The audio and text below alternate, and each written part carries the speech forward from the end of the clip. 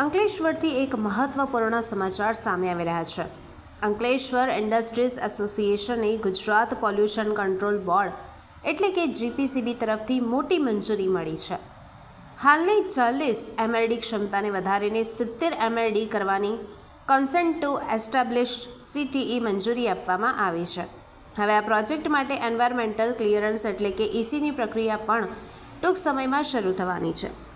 આ સિદ્ધિ Ankleshwar industries association માટે એક મોટું પગલું માનવામાં આવી રહ્યું છે, ખાસ કરીને પર્યાવરણની સુરક્ષા અને પ્રદૂષણ નિયંત્રણના દૃષ્ટિકોણથી. આ સફળતા એસોસિએશનના આગેવાનોના સંયુક્ત પ્રયત્નોથી શક્ય બની છે. શ્રી વિમલભાઈ જેઠવાની આગેવાની હેઠળ આ પ્રક્રિયાને ગતિ મળી હતી. તે સિવાય એન્વાયરમેન્ટ એન્ડ લાયસન્સિંગ કમિટીના ચેરમેન શ્રી વલ્લમજીભાઈ દેસાઈ અને તેમની ટીમ તથા NCTના પદાધિકારીઓએ પણ મહત્વપૂર્ણ યોગદાન આપ્યું છે.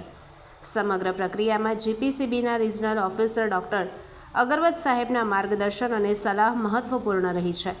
ઉદ્યોગકારોમાં આ નિર્ણયને લઈને ખુશીની લાગણી જોવા મળી રહી છે અને આશા વ્યક્ત કરવામાં આવી છે કે આવી જ સક્રિયતા ચાલુ રહેશે તો પર્યાવરણ સંબંધિત લાંબા સમયથી ચાલતા પ્રશ્નોના ઉકેલ નજીકના સમયમાં જ શક્ય બનશે.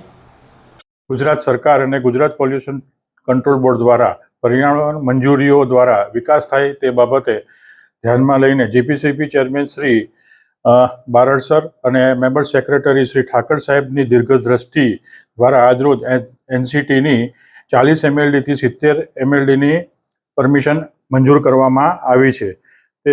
જેમાં જીપીસીબી આરઓ અગ્રવાલ સાહેબ અને જીપીસીબી HORO શ્રી મહિડા સાહેબે મહત્વપૂર્ણ ભૂમિકા ભજવી છે. ત્યારે આ CTE NCTની આગામી EC મંજૂરી માટે મહત્વપૂર્ણ હતી, જેથી આપણે અંકલેશ્વર પાનોલી ઉદ્યોગોના વિસ્તરણ પ્રક્રિયામાં ચોક્કસપૂર્ણ મદદરૂપ થશે. હવે આપણે ટૂંક સમયમાં CRZ 105 MLDની અરજી આવતીકાલે કરવા જઈ રહ્યા છે, જેની મંજૂરી બાદ વિસ્તરણનો માર્ગ મોકળો થશે. આ બાબતે અંકલેશ્વર ઇન્ડસ્ટ્રીઝ એસોસિએશન અને અંકલેશ્વર ઇન્ડસ્ટ્રીઝ એસોસિએશન જીપીસીબીનો સહર્ષ આભાર માને છે.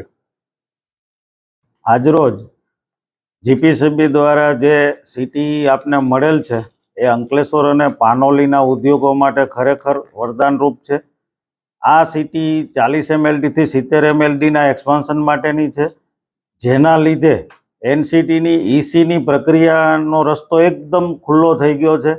અને જ્યારે આ પ્રક્રિયાના ભાગરૂપે પરમિશન મળી છે તો CRZ 105 એટલે કે દરિયાઈ આઉટફોલના 105 MLDના વિસ્તરણ માટેની જ્યારે આપણે આવતીકાલે અરજી કરી રહ્યા છીએ, એના સંલગ્ન આ પરમિશન હોવાથી NCTમાં વિકાસને યોજના જે આપણે બનાવી રહ્યા છે અંકલેશ્વર એસોસિએશન દ્વારા ઉદ્યોગોની કનડગત અને મુશ્કેલીને દૂર કરવા માટેની જે પ્રક્રિયામાં સતત કાર્યશીલ છે એવા વિમલભાઈ અને એન્વાયરમેન્ટ કમિટીની ટીમ જ્યારે કામ કરી રહી છે, ત્યારે સતત જીપીસીબી સાથે સંલગ્ન ડાયલોગ અને ચોક્કસ પ્રક્રિયાના ભાગરૂપે આગળ વધી રહી છે. ત્યારે હું આ CTEને આવકારું છું અને સમસ્ત એસોસિએશનમાં જેટલા પણ મેમ્બરો છે એમના માટે હર્ષની લાગણી છે. એમના વતી પણ હું હર્ષ સ્વીકાર કરું છું.